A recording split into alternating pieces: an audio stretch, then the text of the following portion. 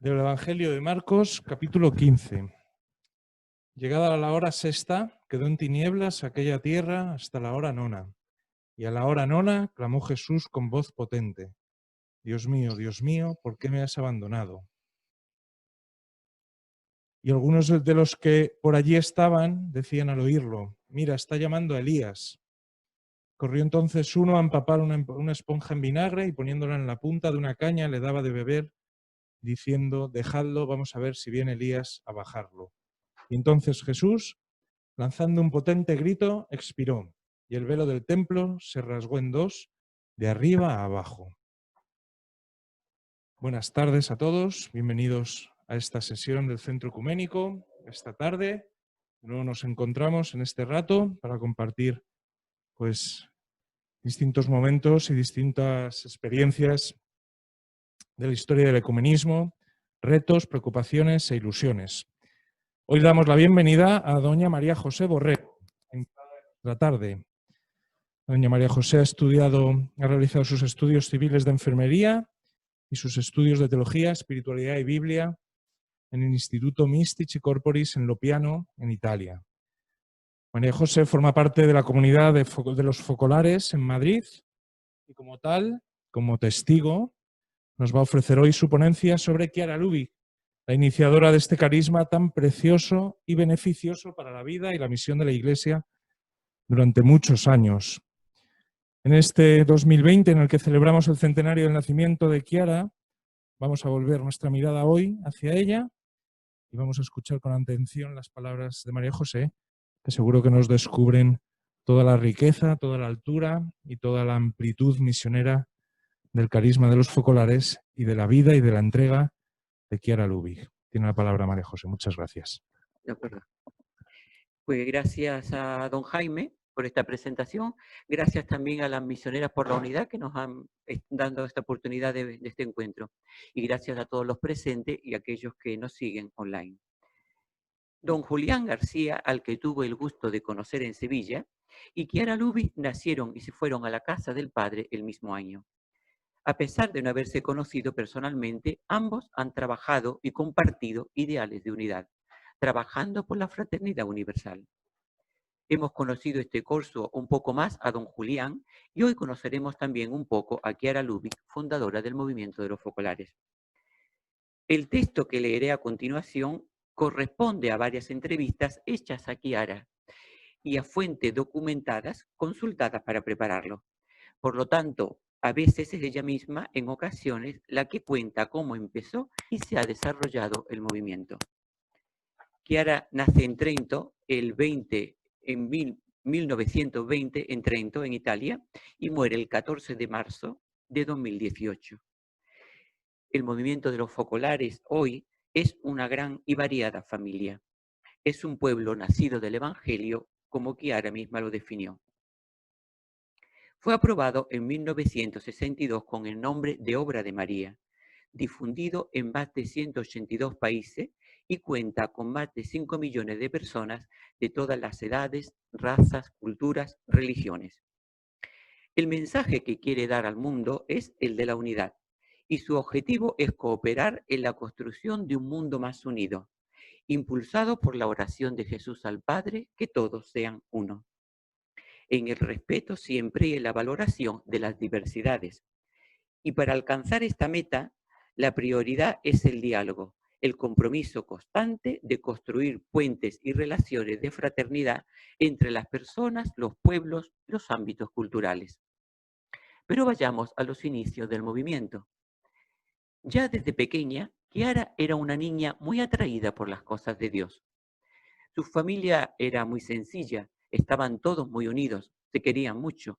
Su padre era socialista, su madre muy cristiana tenía una gran fe. Ella iba a un colegio de religiosas, tenía entonces 6 años, y recuerda que ante el Santísimo tenía la impresión de que Jesús, desde la hostia santa, podía hacerle entrar en su corazón su luz y su amor. Y le pedía constantemente, fijo, ahí en la hostia, dame tu luz, dame tu amor. Un día fue a comprar leche para hacerle un acto de amor a su madre porque sus hermanas se habían negado a ir. Por el camino sintió una voz dentro de ella. date toda a mí. Y comprendió que Dios la llamaba. En otro momento, un sacerdote le dijo, ¿usted podría darme 1 hora de su tiempo para el apostolado? Y ella, sin pensarlo, le responde, y todo el día si es necesario. Él se impresionó de tanta generosidad, le dio su bendición y le dijo, acuérdese de que Dios la ama inmensamente. Kiara estaba feliz. Dios nos ama inmensamente. Y se lo repetía a sus amigas, sus hermanas, a su madre. Dios nos ama inmensamente. A los 16 años, cuenta ella, me invitaron a Loreto, donde se encuentra la casita de Nazaret. Fuimos a un curso, un grupo de chicas, pero a mí lo que me atraía de ese curso no era la casita, no era el curso, el estudio, era la casita, que se encuentra dentro de una especie de fortaleza. Cuando podía, en los descansos, iba sola a la casita y tengo muy viva la fortísima impresión de ese lugar. Pensaba, aquí habrá estado María, aquí habrá trabajado, aquí habrá estado José. Y el niño Jesús habrá recorrido de un lado a otro la habitación. La idea de esta convivencia de personas, María, José y Jesús entre ellas, me emocionaba. Tanto que yo sentía como que me aplastaba el divino y lloraba y lloraba. Yo soy una persona que no llora fácilmente, pero en esos momentos me aparecían las lágrimas. Después volví al colegio, frecuentaba de nuevo el curso y de nuevo corriendo a la casita. Y se repetía siempre el mismo fenómeno. El último día, la gran iglesia Fortaleza estaba llena de chicas, todas con un velo blanco en la cabeza. Yo estaba en el fondo de la iglesia y tuve una sensación. Te seguirá un ejército de vírgenes, cosa que después se realizó, porque ahora son muchos los jóvenes que se consagran totalmente a Dios. Volví a Trento. Yo enseñaba en un pueblecito.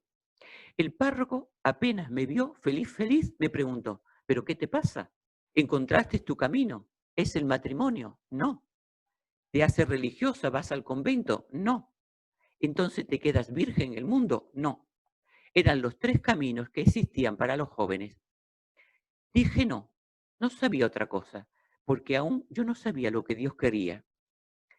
Ella va madurando esta llamada dentro de sí y cada vez se le hace más clara una voz. Entonces escribe a su padre espiritual. En aquel tiempo, a las chicas le permitían consagrarse a Dios por algunos meses y después repetirlo a periodos. En cambio, mi padre espiritual pidió consejo a un sacerdote anciano y éste le dijo, yo a esta chica le permitiría hacer la consagración para toda la vida.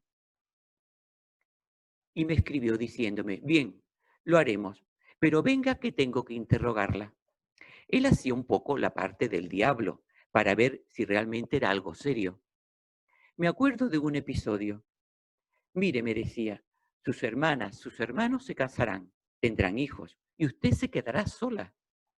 Y yo le contesté, mientras exista una iglesia con un tabernáculo con Cristo vivo, yo nunca estaré sola.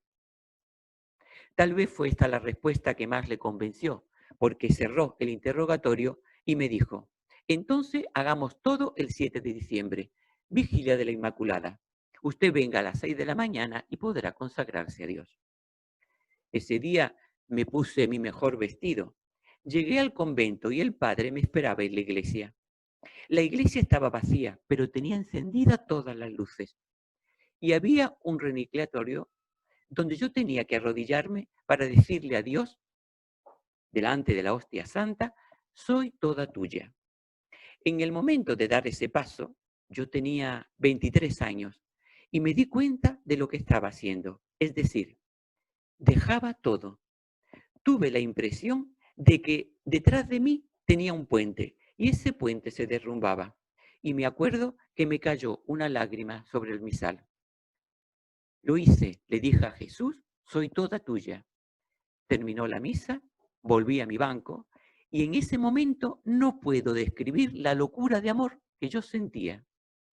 Me he casado con Dios, me he casado con Dios. ¿Qué más puedo pedir? Me lo espero todo porque he desposado a Dios. Regresé a casa por el camino, compré 3 claveles rojos para el crucifijo con el que había orado toda la noche. Yo daba clases de filosofía a algunas chicas y me acuerdo que a una de ellas le conté todo. Era una chica muy vivaz, llena de ideas, y se quedó muy impresionada. Ha sido una de mis primeras compañeras. Después siguieron otras. En 1944 estalla la guerra en Trento y Chiara lo recuerda así. Era una guerra terrible. Trento la resintió muy fuertemente. Una noche de mayo nos dimos cuenta que estaba para pasar algo muy grave y con mi familia reunimos algunas cosas y nos escapamos a un bosque. Allí empecé a darme cuenta de lo que tenía que hacer. Comprendí que era el momento de dejar a mi padre y a mi madre, porque ya había empezado el movimiento con algunas compañeras. Y yo lloraba. ¿Cómo los iba a dejar en esa situación? Me vino a la mente una frase que yo había estudiado, que era de Virgilio. Todo lo vence el amor. El amor, el amor debe de vencer también esto. Ellos se fueron a la montaña y yo no sabía dónde irían. Pasado un tiempo, supe que enseguida encontraron a alguien que le ayudó. Me encaminé hacia la ciudad, bombardeada, los árboles arrancados de cuajo, las casas derrumbadas. Y desde una esquina vino a mí una mujer corriendo que me decía, 4 se me han muerto, 4 se me murieron. Yo trataba de consolarla, mientras que en el fondo de mi corazón se me abrió un camino, una idea. Chiara, debes olvidar tu dolor personal. Mira cuánto sufre la humanidad. Dedícate a ella. Seguí andando hacia la ciudad para buscar a mis compañeras, para ver si estaban vivas o muertas. Y gracias a Dios, todas estaban vivas. Éramos 6 o 7. Y como nos habían ofrecido un pequeño apartamento, fuimos a vivir allí. Sin que nosotros lo supiéramos, nació el primer focolar, una reproducción de la casita de Nazaret, el cuarto camino que se abría después de los otros 3 propuestos para los jóvenes.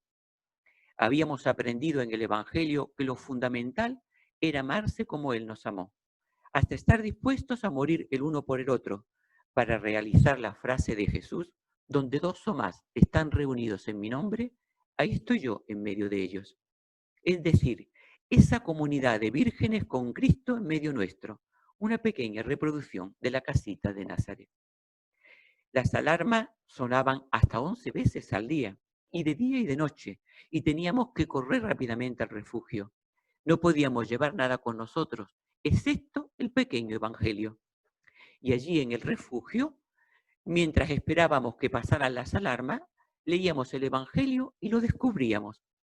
Y sucedió algo nuevo, porque ya lo conocíamos, éramos cristianas practicantes, pero allí fue todo muy diverso. Esas palabras, esas frases, adquirían una luz extraordinaria. Parecía que una luz las iluminaba.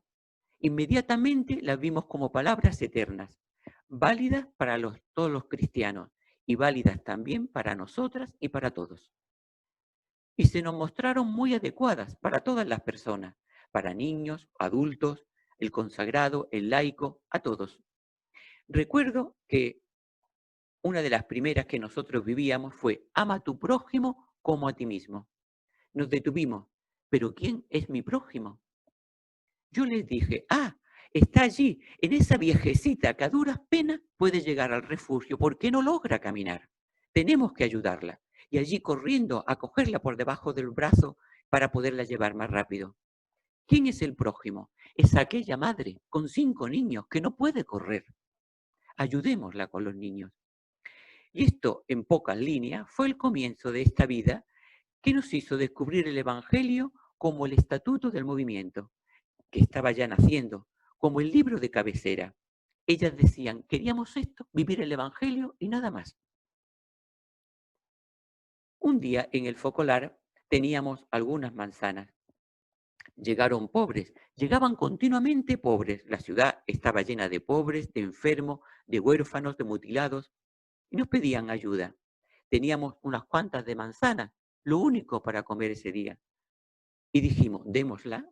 Las dimos. Y recuerdo que durante la mañana otra persona nos trajo una bolsa grande de manzanas. Pero llegaban más pobres, démosla. Las dimos y al poco nos llegó una maleta grande llena de manzanas. Dad y se os dará. Otro día, un pobre le pide a Kiara un par de zapatos del número 42. Quiere decir, un par de zapatos del número 42 en plena guerra. ¿Dónde lo vamos a encontrar? Entonces yo fui a la iglesia sabiendo que Jesús estaba en el tabernáculo y le recé diciendo, Jesús, dame un par de zapatos del número 42 para ti en ese pobre.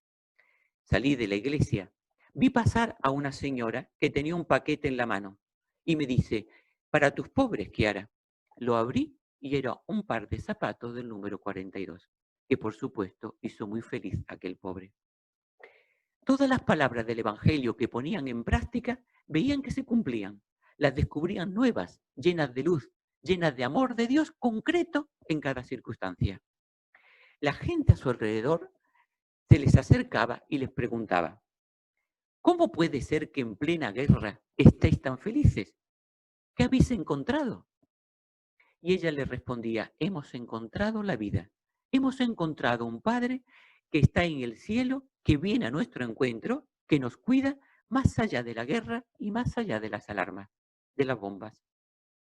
Y así nació el primer focolar. Y junto al primer focolar, la primera comunidad de personas que seguía este estilo de vida, querían vivir este evangelio así. Hombres, mujeres, sacerdotes, religiosos, hermanas, familias, niños, etc. Después de 2 meses, eran más de 500 personas las que vivían el evangelio de esta forma. Y así se ha formado la primera comunidad cristiana que nació en Trento y que después se multiplicó por toda Italia. Nos contaban, los pobres tenían una importancia enorme para nosotros. Queríamos ayudarles de todas las maneras posibles. Habíamos comprendido que bastaba pedir a Dios para obtener. Nuestras habitaciones y los pasillos de nuestra casa estaban siempre llenos de víveres. Nos daban muchas cosas, leña, leche en polvo, salchicha, mantecas, pan, etc. Y todas las tardes, con maletas repletas de cosas, íbamos a llevársela a nuestros pobres a los barrios de la ciudad. En una de estas visitas a los pobres, que limpiaban también la casa y los cuidaban y demás, uno de nosotros cogió una enfermedad y no podía salir a la calle. Entonces Kiara habló con un sacerdote para que le pudiera llevar al menos la comunión. El sacerdote un día así, imprevisamente le pregunta a Kiara, Kiara, ¿en qué momento tú crees que Jesús sufrió más? Ella pensó un segundo y dice, quizás en el huerto de los olivos, cuando sudó sangre.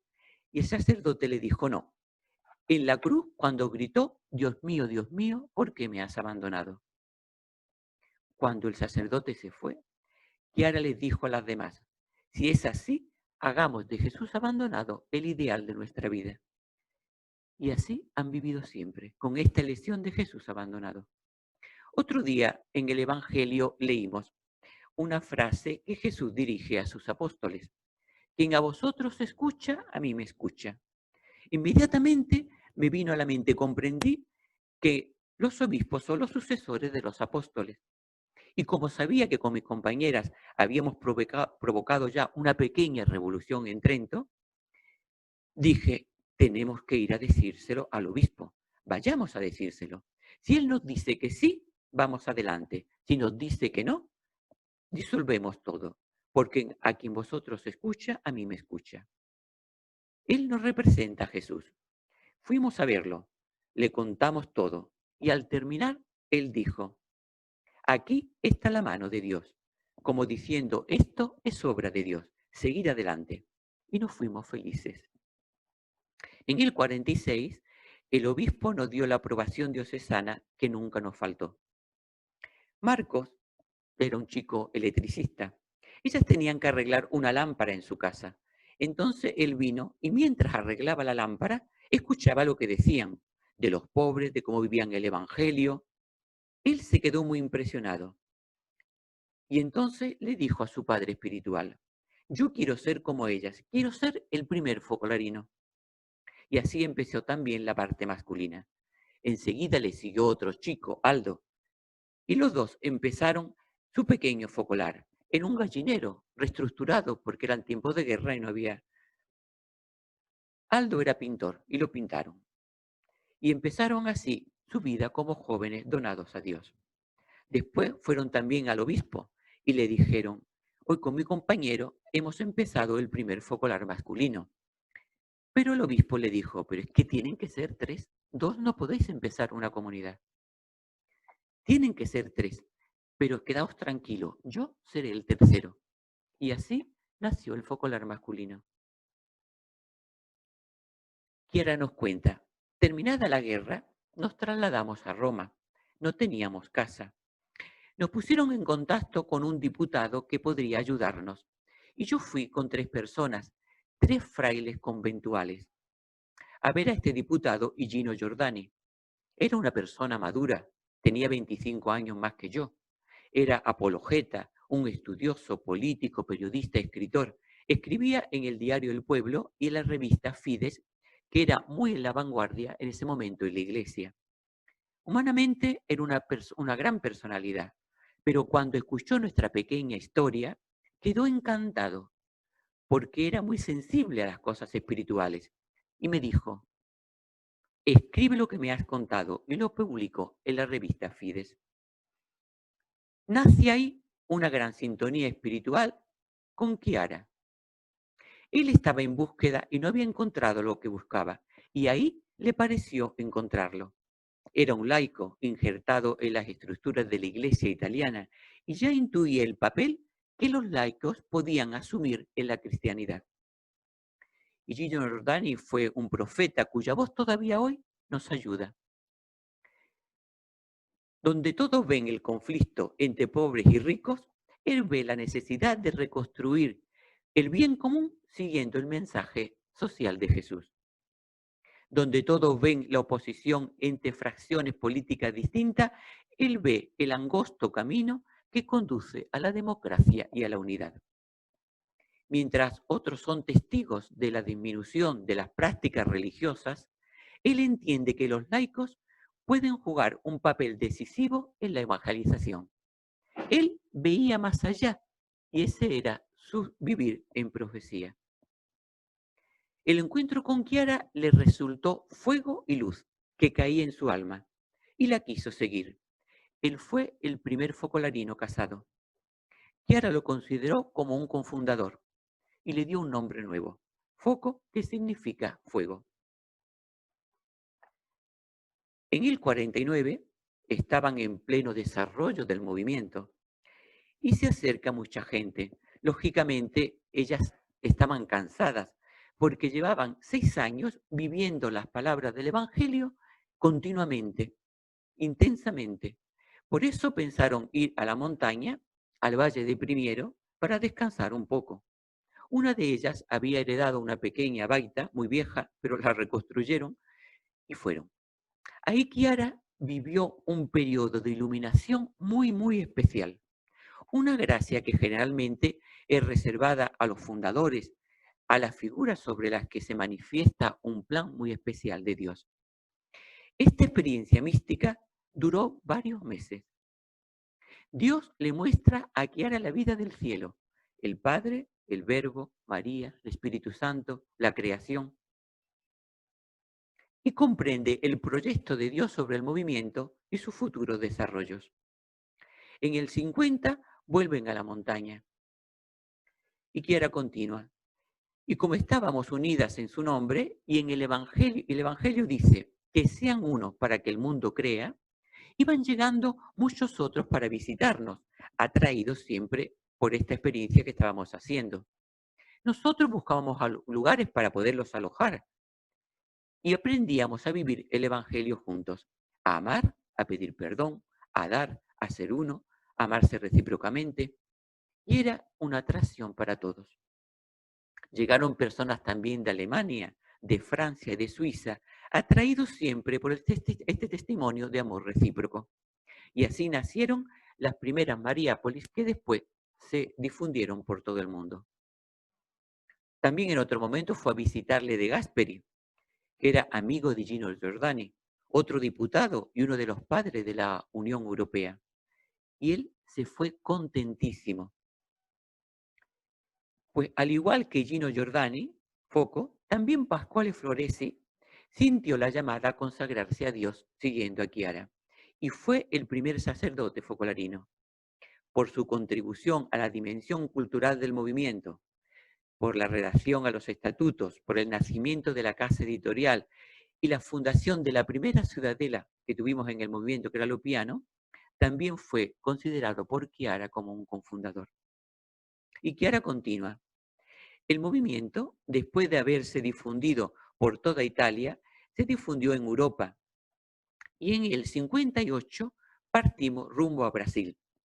Y muy pronto de Brasil a los otros continentes. Y así como el movimiento se extendió en Europa occidental, llegó también a Europa oriental. Las circunstancias nos permitieron atravesar la cortina de hierro. Fuimos allí con un grupo de médicos, a petición de un obispo, que nos pidió ayuda. Nos establecimos con la idea de amar, amar, amar a todos, hablar poco y hacer mucho.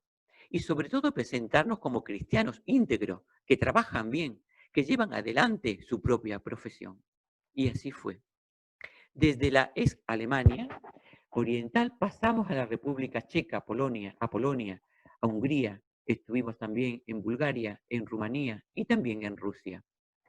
Y en todos estos lugares, y llegamos también a Yugoslavia, y nunca nos echaron de estos países. Y fue casi un milagro, porque somos cristianos. Y el motivo lo descubrimos cuando se abrieron los archivos secretos comunistas en Berlín, porque nos llamaron para decir, venir a recoger vuestra parte. Sabían todo, todo de nuestra vida, y escribían, aman a todos, aman a todos. Desde el punto de vista médico, son perfectos. Aman también a la policía secreta. Y allí nos dimos cuenta de que el amor desinteresado sirvió mucho. En los años 50 viene un periodo de gran sufrimiento para el movimiento. Es sometido a un prolongado estudio por parte de la Santa Sede. Es un momento de incertidumbre y de prueba para Chiara y su familia espiritual, que generó mucho sufrimiento. Fueron muchos años de agonía, porque entre otras cosas el movimiento no entraba en ninguna de las normas de los dicasterios que había en Roma. En marzo del 62 llega la primera aprobación pontificia para los focolarinos y las focolarinas. En junio del 90 se aprueban los estatutos generales que definen la fisonomía del movimiento entero. Más adelante, Chiara funda otras ramas del movimiento, sacerdotes, diocesanos, religiosos, religiosas, familias nuevas, voluntarios de Dios, generación nueva, y desde el 1977 también las ramas de los obispos. En el 60, cuenta Chiara, empezó un periodo nuevo que nosotros no habíamos previsto, porque los planes de esta obra estaban en Dios. Recuerdo que un jesuita a quien fui a visitar a la Universidad Gregoriana me había dicho, tú hablas de unidad, entonces tu movimiento es ecuménico. No, le dije yo no sabía los planes de Dios. Y justamente ese año me invitaron a Alemania, a Darmstadt, para hablar del movimiento a un grupo de religiosas evangélicas y estaban presentes 3 personalidades evangélicas. Y yo hablé del Evangelio. Le dije que no solo lo leíamos, sino que lo vivíamos. Ellos en ese tiempo tenían un concepto muy, muy negativo de la Iglesia Católica. Se quedaron muy impresionados. Dijeron, ¿cómo? ¿Son católicas? Y no solo conocen el Evangelio, sino que lo viven. Era una novedad para ellos. Y me invitaron, junto con mis compañeras, a llevar el espíritu nuestro a la Brut de Charles, o fraternidad, y a sus parroquias. Y ahí empezó la relación del movimiento con las iglesias evangélicas. Casi contemporáneamente surgieron también relaciones con los anglicanos en Inglaterra y también en Suiza, y el movimiento se difundió en otras iglesias. En el 1967, Chiara tuvo un encuentro muy importante y nos dice, fue con Atenágoras I, el patriarca de Constantinopla. Él era una persona muy, muy culta y santa. Tanto es así que cuando partió para el cielo, Pablo VI dijo, es un santo. Atenógoras me había llamado porque había escuchado hablar de nuestro movimiento y se había quedado impactado del carisma. Y me dijo, entre otras cosas, yo quisiera ser un discípulo tuyo, un focolarino. Amaba muchísimo a Pablo VI y tenía la esperanza de poder un día celebrar juntos la Santísima Eucaristía. Esperaba que por mis contactos con Pablo VI yo fuera transmisora de sus pensamientos y de sus sentimientos. Yo transmitía todos estos mensajes del Papa al Papa, que quedaba impresionado. En ese periodo el Papa me escribió unas pocas de cartas de su puño y letra, en las que me alentaba a seguir los contactos. Yo visitaba a menudo, fui 12 veces a verlo a Estambul. Tú tienes un padre joven, me decía, y otro anciano. El padre joven se refería a Pablo VI y el anciano soy yo. Quédate un poquito de tiempo con tu padre anciano, conmigo aquí. Estas reacciones después han continuado con el patriarca Demetrios I y con el patriarca Bartolomé. El patriarca Bartolomé, cuando quiera estaba enferma en el hospital en Roma, fue a visitarla ya a punto casi de partir, personalmente. También la espiritualidad del movimiento fue acogida por personas de la iglesia sirio-ortodoxa, coptas, etíopes, armenias, etc. En el movimiento han nacido 32 ciudadelas que quieren demostrar al mundo cómo sería este si todos viviéramos el Evangelio. Cada una de ellas tiene una característica según el lugar de desarrollo. Por ejemplo, la de Alemania en Otmaring es ecuménica. Allí hacen una experiencia entre católicos y luteranos. En el 91 nace la así llamada economía de comunión, que ahora nos cuenta. Yo había ido a Brasil a visitar a las personas del movimiento. Visitando San Pablo, había visto la gran diversidad entre los rascacielos. Hay como una selva de rascacielos en el centro de San Pablo y está toda rodeada de mocambos, las villas miserias, que como una corona de espinas rodean San Pablo. Cerca de San Pablo se encuentra una de nuestras ciudadelas y allí nació la economía de comunión. Estando allí, me habían informado sobre el desarrollo del movimiento, constatando que participaban personas también de los mocambos, que querían seguir nuestro espíritu. Estábamos muy contentos de ello, pero las condiciones en que vivían, sin casa, sin ropa, sin trabajo, hacían ver que nuestra comunión de bienes, la ordinaria, la que hacemos siempre, no bastaba para cubrir todas las necesidades. Habíamos llegado a 260.000 personas del movimiento en Brasil. Y allí me surgió esta idea. ¿Por qué no hablamos con alguno de los empresarios que viven la espiritualidad para que los que sean capaces de sostener las empresas hagan nacer industrias que produzcan bienes y que estas ganancias sean divididas en 3 partes? Una para llevar adelante la propia industria, otra para los que necesitan ayuda, los pobres, y otra para formar a las personas a la cultura del dar, porque solamente dando se puede recibir. El plan era aún mucho más complejo. Las personas, los agentes de estas industrias, tendrían que mantener una relación evangélica de amor recíproco entre ellos. Es decir, el patrón con sus empleados tendría que mantener este amor entre ellos, aun siendo el jefe. También los empleados, todos unos con otros. Generar este clima totalmente diverso del que se vive actualmente.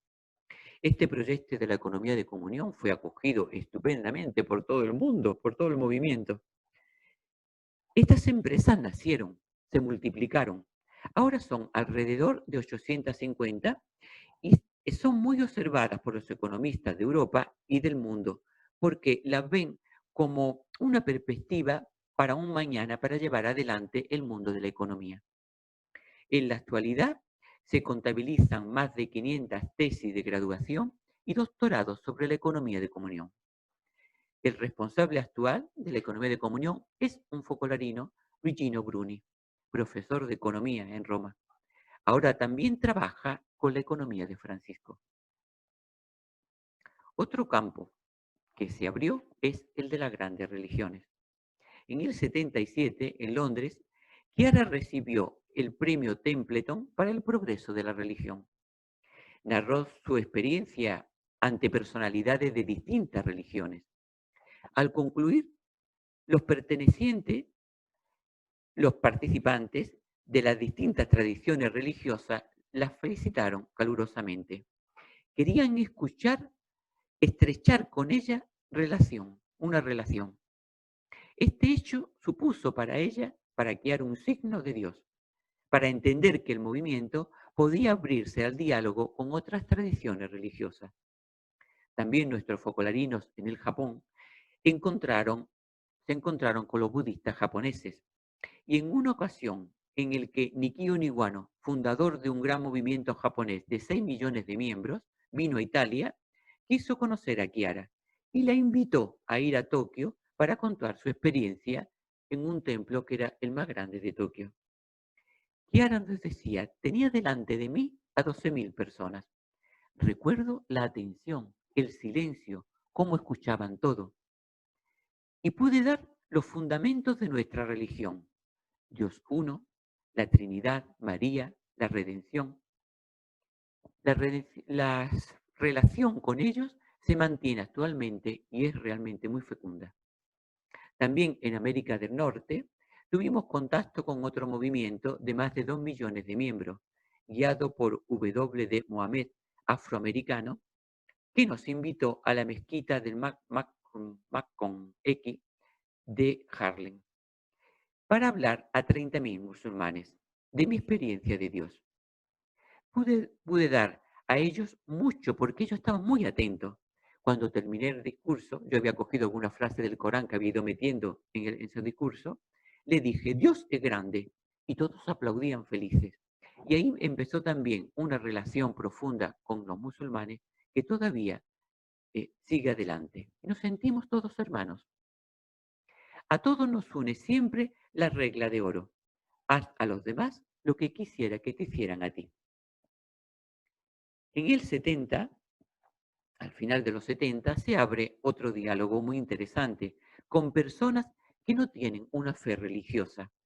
Son agnósticas, no creyentes, indiferentes, pero trabajan con nosotros viviendo y compartiendo los valores, la escucha de la conciencia, la cultura del dar, la reciprocidad.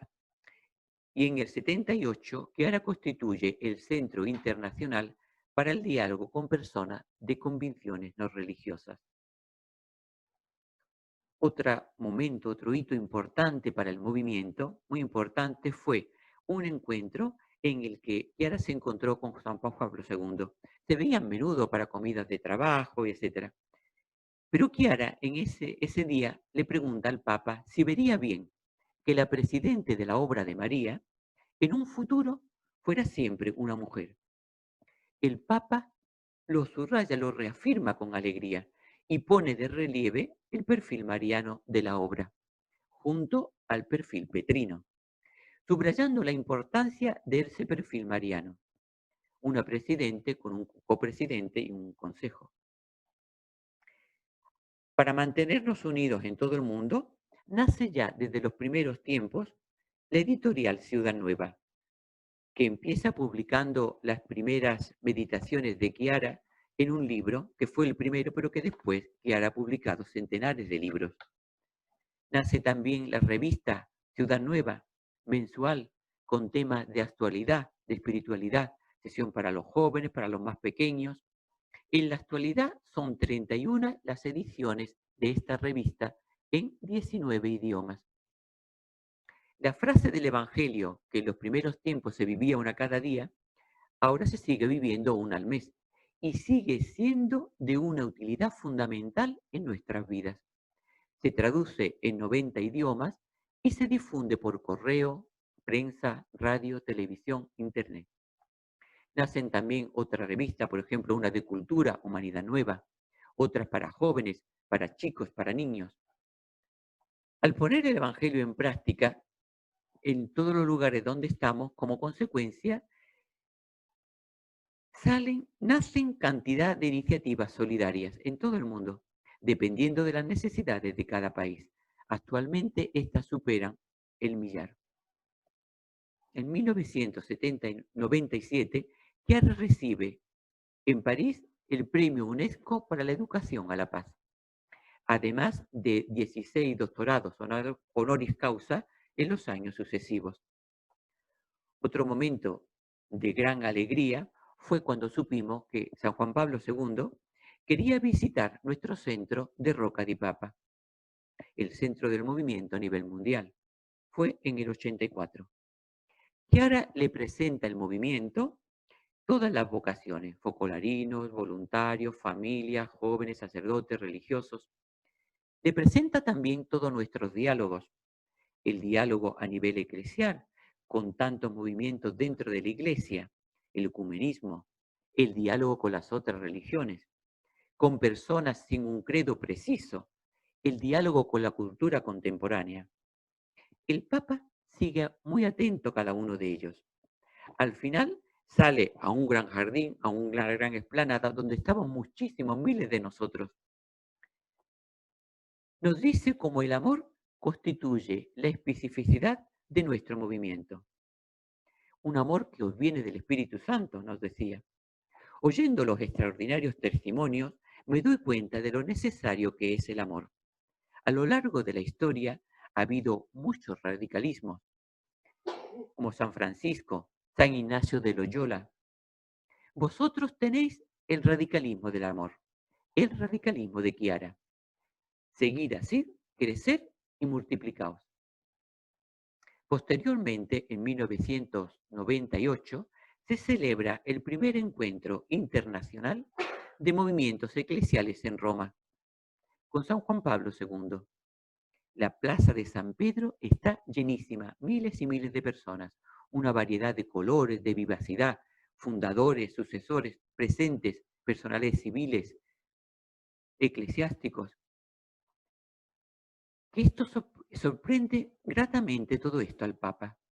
Chiara, dado que tiene como carisma la unidad, se compromete a lanzar un camino de comunión entre los movimientos.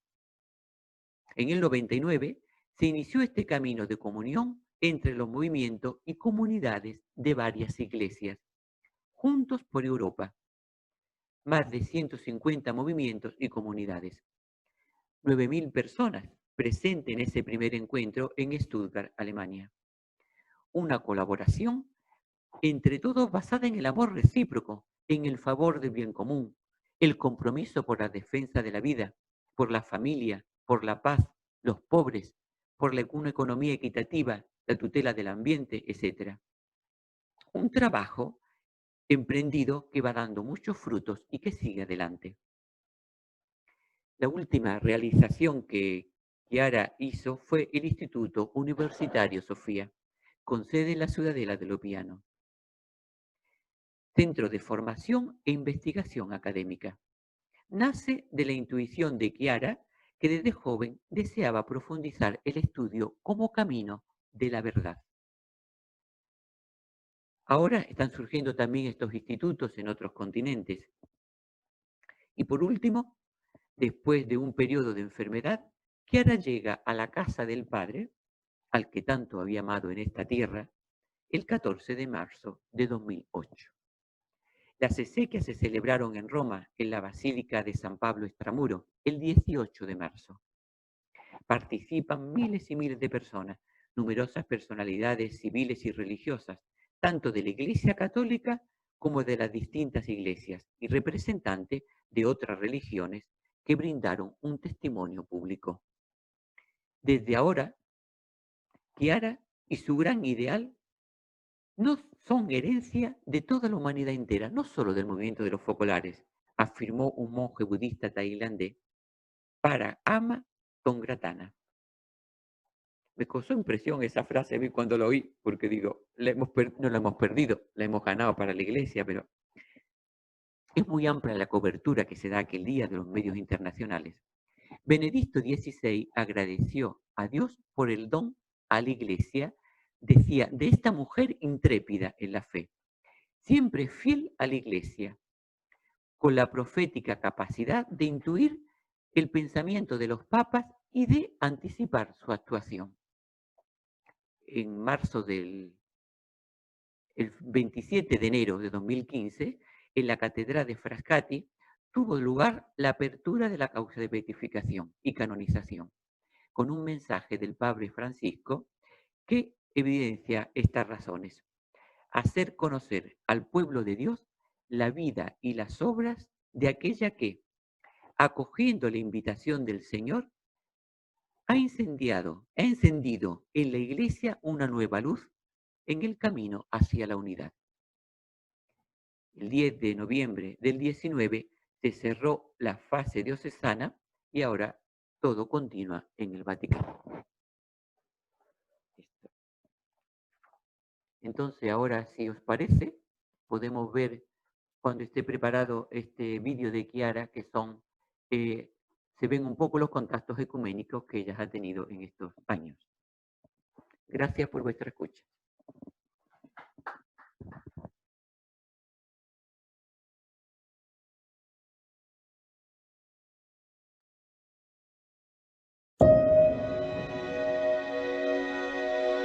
La penna non sa quello che dovrà scrivere. Die Feder weiß nicht, was sie schreiben soll. Non sa quello che dovrà Der Pinsel weiß nicht, was er malen soll.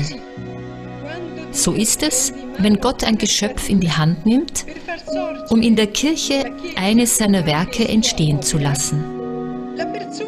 Dieser Mensch weiß nicht, was seine Aufgabe sein wird. Er ist ein Werkzeug.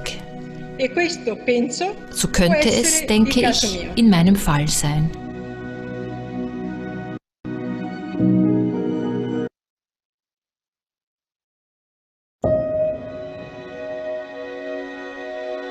La pluma no sabe lo que tendrá que escribir. El pincel no sabe lo que tendrá que pintar. Así, cuando Dios toma en sus manos una criatura para hacer surgir en la iglesia una obra suya, ella no sabe lo que tendrá que hacer. Es un instrumento. Y creo que este puede ser mi caso.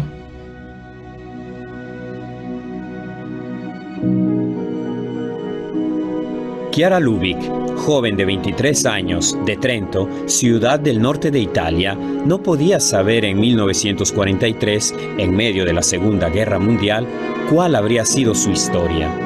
Tampoco podía imaginar que aquella historia habría atravesado los valles del Trentino, involucrando a personas de todo el mundo.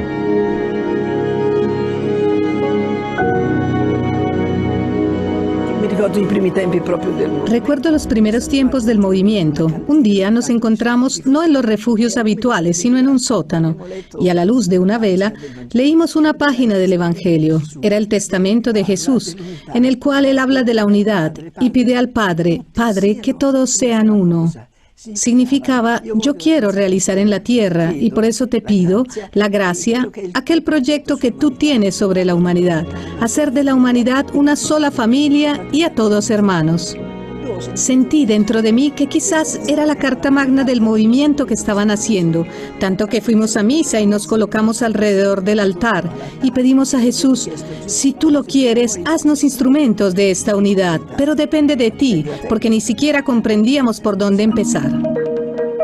A quienes se agregaban a ese primer grupo de Trento, Chiara Lubich no propone otra cosa sino tener el Evangelio como única norma de vida. Recuerdo que había visitado a un jesuita aquí en la Gregoriana, quien me había dicho, pero tú hablas de unidad, por tanto tu movimiento es ecuménico. No, le dije yo. No había un programa preestablecido, sino solo la total disponibilidad a los planes de Dios. Y justamente en el 60 me invitaron a Alemania, a Darmstadt, para hablar de mi movimiento a religiosas evangélicas, y estaban presentes 3 personalidades evangélicas. Yo hablé del Evangelio y de cómo nosotros no solo lo leemos, sino que lo vivimos, y se quedaron allí y dijeron, ¿cómo? Son católicas. Y no solo conocen el Evangelio, sino que lo viven. Era una novedad para ellas. Me invitaron Yo fui, después mis compañeras, a llevar este movimiento también a sus fraternidades y a sus parroquias. Y así empezó la invasión de este movimiento también en la iglesia evangélica.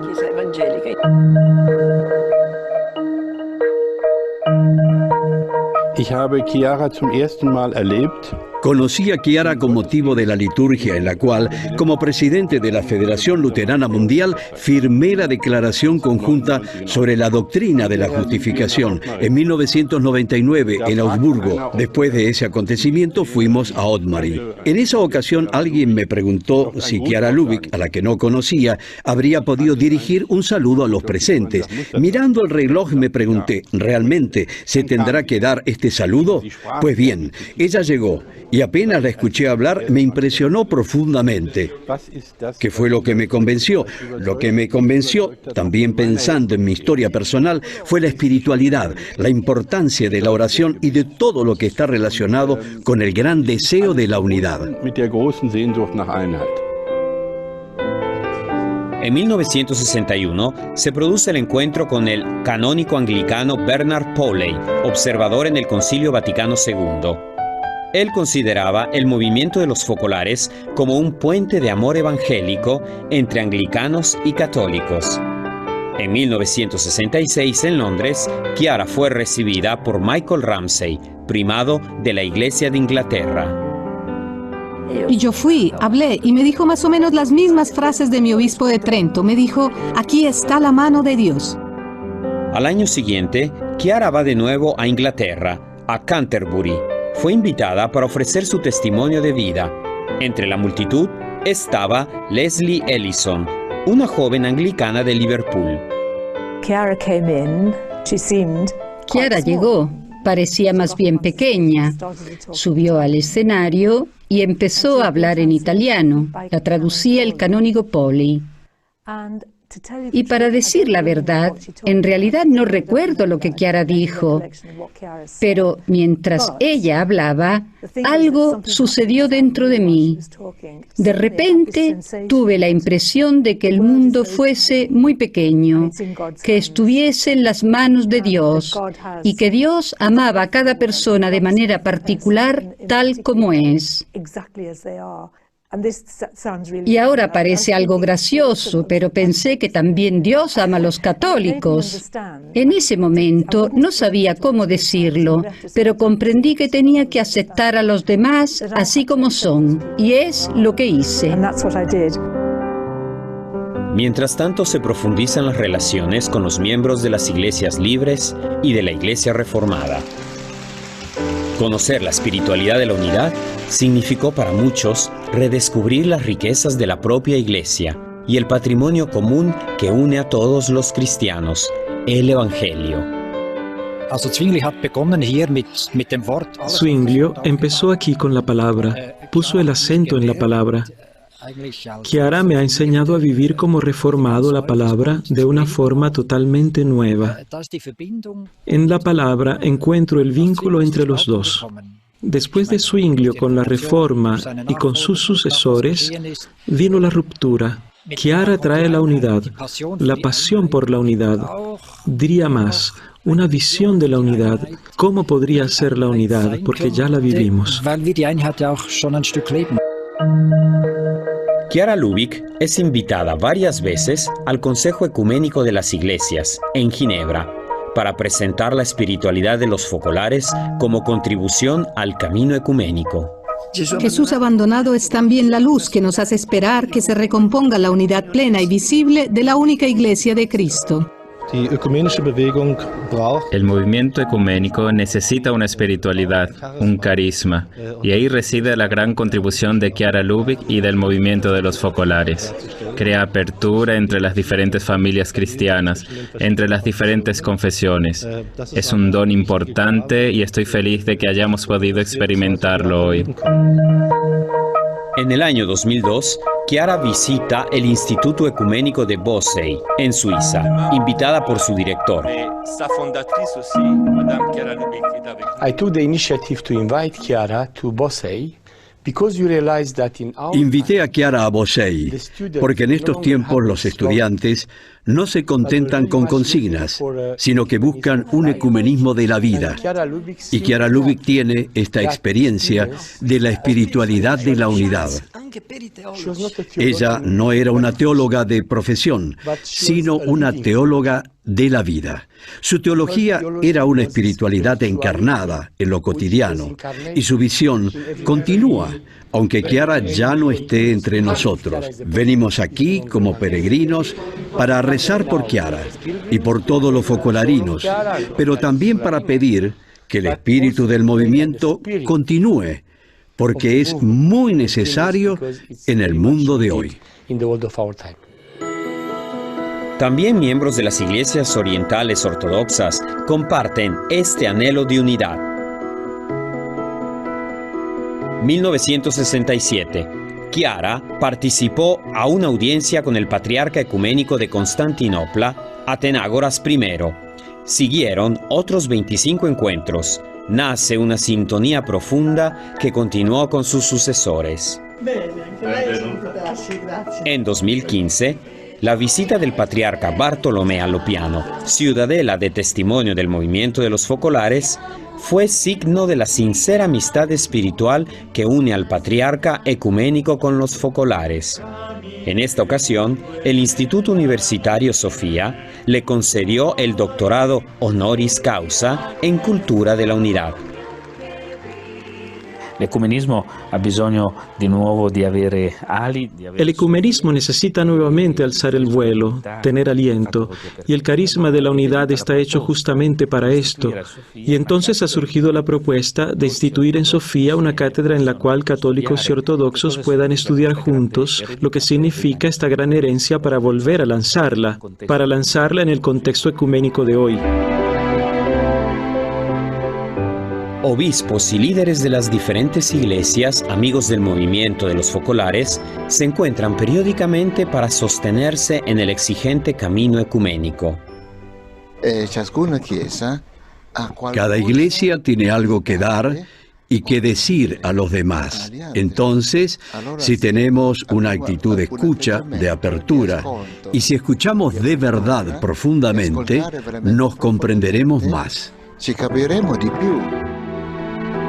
Momentos de compartir y de diálogo fraterno que culminan en un pacto de amor recíproco. El pacto del amor, el pacto de unidad que hacemos aquí, para mí quiere decir aceptarnos verdaderamente el uno al otro. Cada uno de nosotros viene de un bonito jardín, como una flor, y esta flor, esta variedad de flores realiza la unidad, forma un bonito ramo de flores.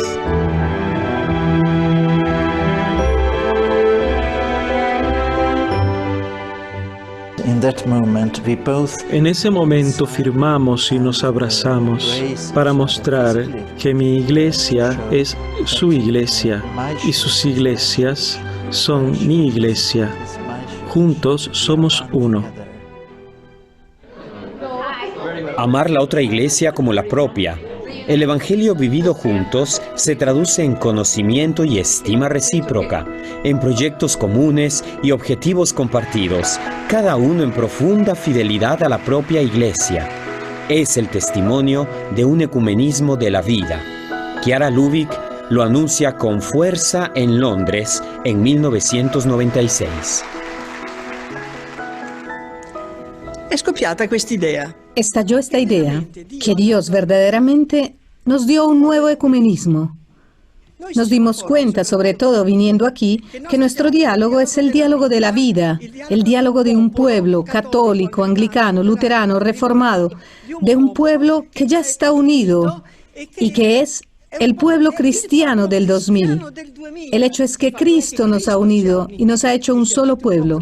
Este es nuestro ecumenismo. Habrá dificultades. Nosotros tenemos la vida, nos amamos, nos queremos. Ninguna dificultad teológica puede frenar el amor. Nosotros vamos adelante, nos comprendemos, nos ayudamos, ponemos en común nuestros bienes. Vamos adelante. Un diálogo de la vida que no excluye otras formas de diálogo, el teológico, el de la oración, el de la caridad, sino que más bien los potencia y los sostiene. Un diálogo de la vida que, sin negar las dificultades, es signo de esperanza para el mundo actual. Si nosotros hablamos de la unidad entre los cristianos, tenemos que pensar que también aquí el primer promotor no ha sido un cristiano de una u otra iglesia. También aquí, lo sabemos, es el Espíritu Santo quien empuja a los cristianos hacia la unidad. Por tanto, el programa es de Dios antes que nuestro. Yo no sé cómo terminará todo. Sé que si difundimos el cristianismo y lo reavivamos en nuestras iglesias, unimos nuestras iglesias y logramos testimoniar mejor a Cristo, y si difundimos los principios cristianos mediante el diálogo con las otras religiones y con los hombres de buena voluntad, entonces ciertamente seremos cada vez más uno, porque Jesús vino a la tierra para realizar la fraternidad universal, pero solo Dios sabe cómo será el final.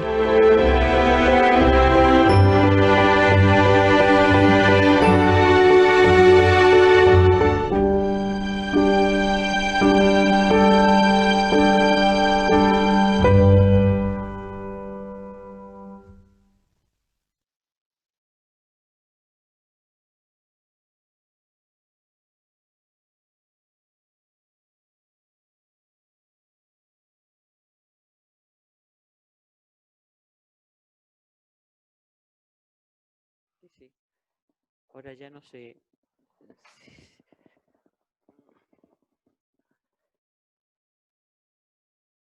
¿Yo digo algo? Bueno, muchas gracias por el regalo del vídeo y por también el testimonio precioso de Chiara. La verdad es que era una preciosidad ir escuchando la historia llena de gestos de salvación del Señor, ¿no? Como estos típicos momentos en los que Dios toca la vida de una persona y verdaderamente como que se convierte en una maravilla en el sentido teológico de la palabra. Es que uno se admira de ver cómo Dios va guiando la historia de una persona y de un pueblo. Ahora tenemos la oportunidad de preguntas, de la posibilidad de hacer preguntas a María José y seguir profundizando ya desde el diálogo. Pues quien tenga una pregunta, que lo indique, por favor, para que Cristín pueda ir dando la palabra.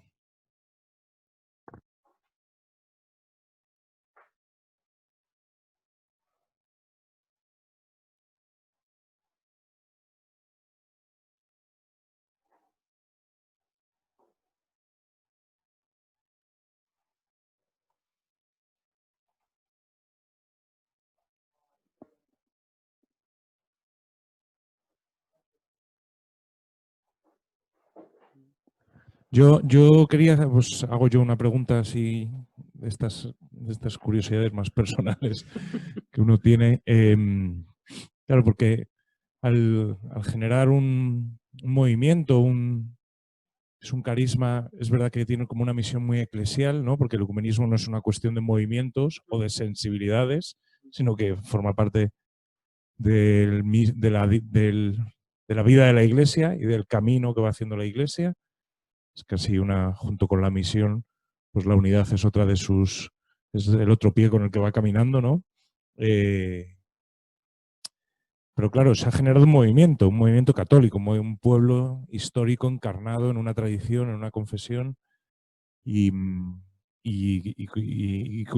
pueblo muy fecundo en el que van apareciendo pues distintas vidas que iluminan mucho, ¿no? Ha salido esta de Gino Giordani, pero está Chiara Badano, que es esta chica, esta joven que tiene una vida muy luminosa, muy ejemplar, muchísimos católicos que incluso no pertenecen al movimiento de los focolares, pero se sienten atraídos por el ejemplo de esta joven. Yo te quería preguntar un poco como por la importancia que veis, por ejemplo, en la vida de esta joven. Ya has hablado mucho de Gino Giordani, pero ¿cómo veis vosotros que esta joven puede aportar algo nuevo a la vida del movimiento?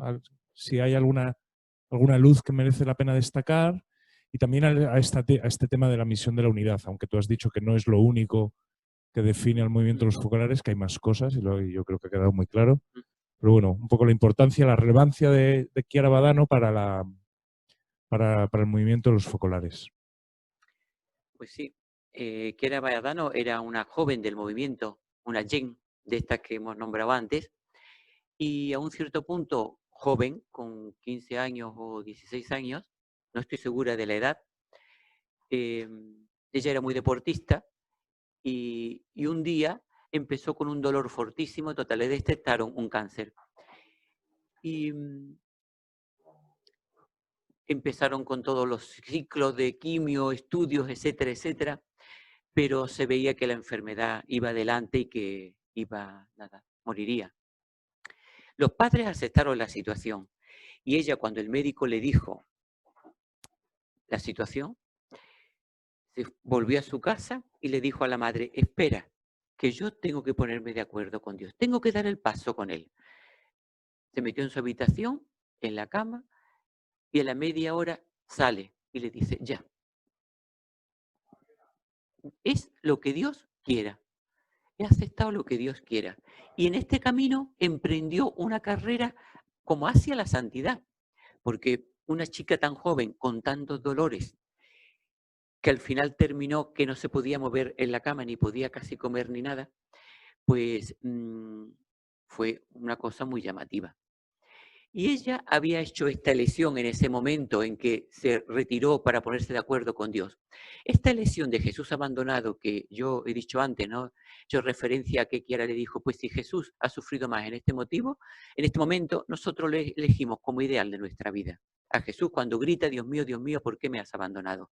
Y ella eligió este Jesús abandonado, lo aceptó y continuamente le decía: quiero amarte, quiero vivir por ti.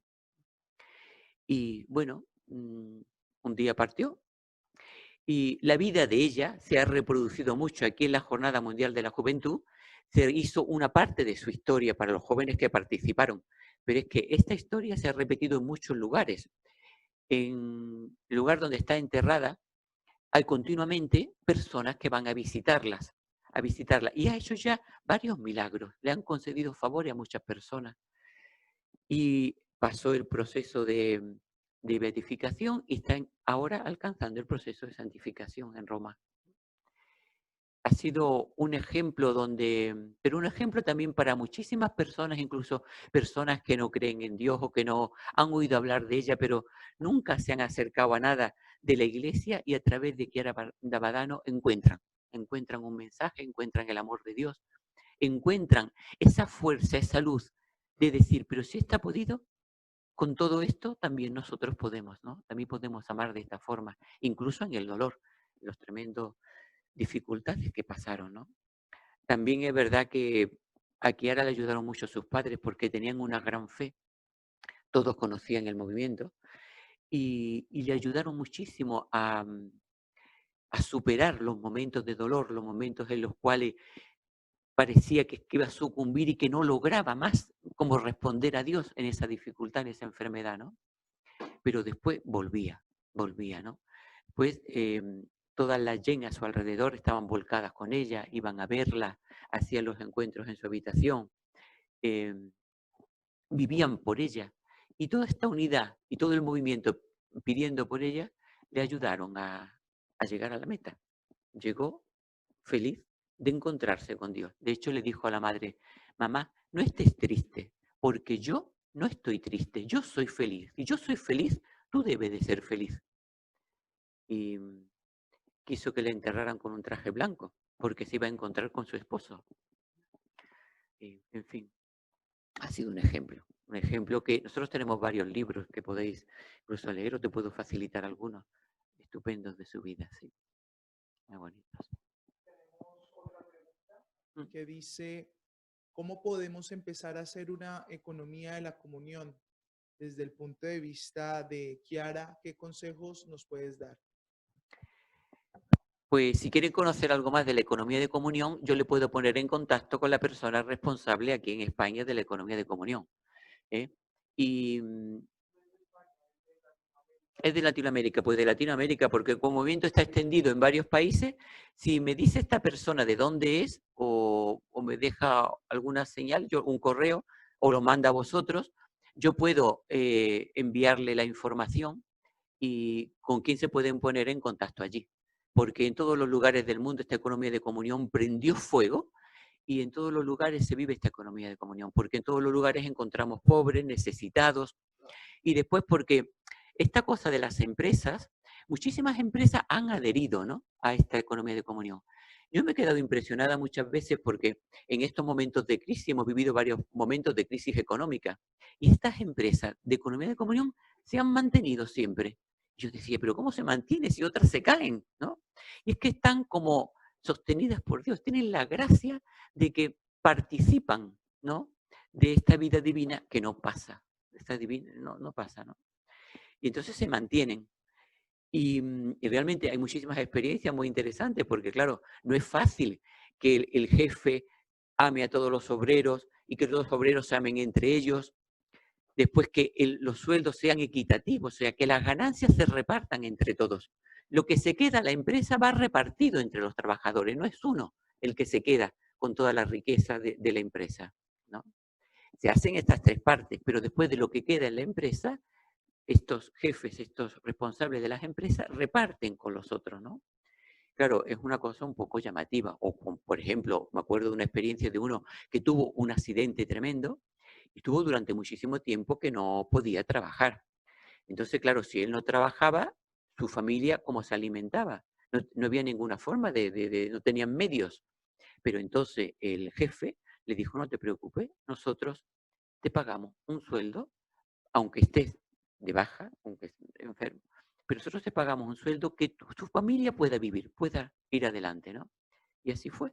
Le correspondería su paro, como era siempre, pero no llegaban, ¿no? Pero el jefe le paga todo lo que necesita. Y de estas experiencias hay muchísimas, porque cuando Dios toca el corazón nuestro, el hombre es generoso, porque en el fondo tiene esa generosidad dentro de sí, ¿no? Porque tiene a Dios y tiene esa generosidad. Entonces el hombre da gratuitamente, sin ningún...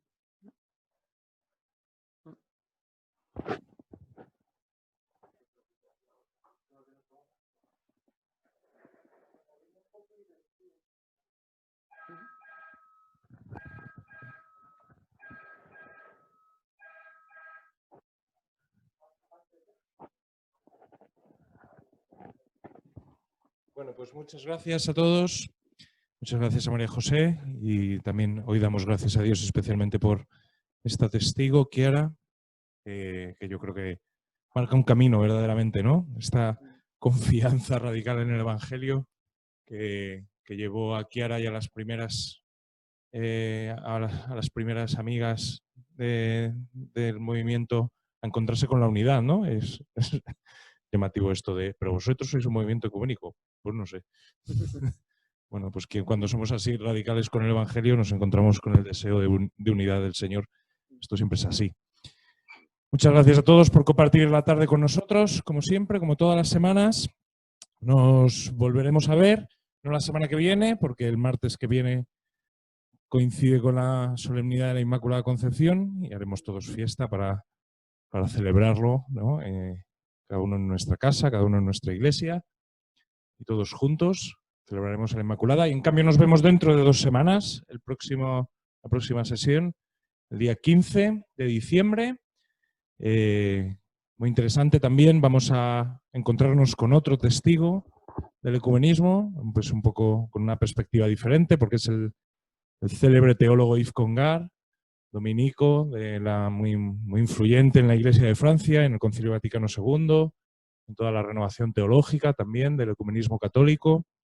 Y nos lo presentará el profesor Ramiro Pellitero, de la Universidad de Navarra, y yo creo que aprenderemos mucho, será muy interesante. Pues dentro de 2 semanas, si Dios quiere, nos volvemos a encontrar. Muchas gracias, buenas tardes a todos y hasta pronto.